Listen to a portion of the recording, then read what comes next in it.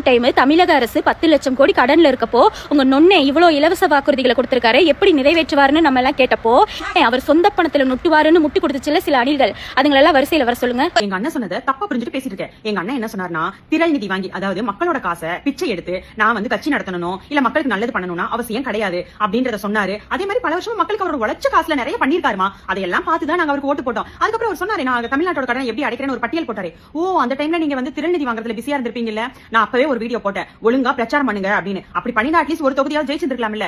இப்ப பாரு, வாயிலையும் வயிற்றுலையும் அடிச்சுக்கிட்டு கதறிட்டு கிடக்குறீங்க. அப்புறம் உங்க அண்ணன் ஸ்லாங்லயே ஒன்னு சொல்லட்டுமா, இன் கேஸ் உங்க அண்ணன் தமிழ்நாடோட முதல்வரா ஆயிருந்தா இந்த கடனை எப்படி அடைச்சிருப்பாருன்னா அவருக்கு மட்டுமே தெரிஞ்ச ஒரு ஐடியா இருக்கு. என்ன தெரியுமா பண்ணிருப்பாரு, தமிழ்நாட்டுல திரள் நிதி வாங்கினா பத்தாது, இந்தியால வாங்கினாலும் பத்தாது, அதனால வேர்ல்டு லெவல்ல திரள் நிதி வாங்குறதுக்கு ஒரு பிளான் பண்ணிருப்பாரு. இந்த பிளைட் மேட்ரோன்னு சொன்னாரு பாரு, அந்த மாதிரி வேர்ல்டு இருக்கிற எல்லா நாடுகளுக்கும் இவரோட ஆளுங்களை அனுப்பி எல்லா நாட்டு பிளைட்லயும் ஏத்தி விட்டுருப்பாரு. ஏத்தி விட்டு மேல கரெக்டா பிளைட் பறக்கும் போது அங்கே போராட்ட தெரிவிப்பாரு, டேய் இப்ப பிளைட்டை நிப்பாட்டுங்கடா, என்னோட தமிழ்நாட்டோட கடனை அடைக்கிறதுக்கு திரள் நிதி கொடுக்க முடியுமா முடியாதா, திரள் நிதி கொடுக்கலன்னா பிளைட் ஒரு இன்ச்சு கூட பறக்க விட மாட்டேன்னு பெரிய போராட்டமா பண்ணிருப்பாரு. அப்ப உலக நாடுகள்லாம் பயந்து போய் ஐயோ இப்ப என்ன பண்றது அப்படின்னு சொல்லிட்டு திரள் நிதியை கொடுத்திருப்பாங்க. உங்க அண்ணன் என்ன பண்ணுவாரு, அந்த காசை வாங்கிட்டு வந்து தமிழ்நாடோட மொத்த கடனையும் அடைச்சிருப்பாரு. அதானே அந்த பக்கம்.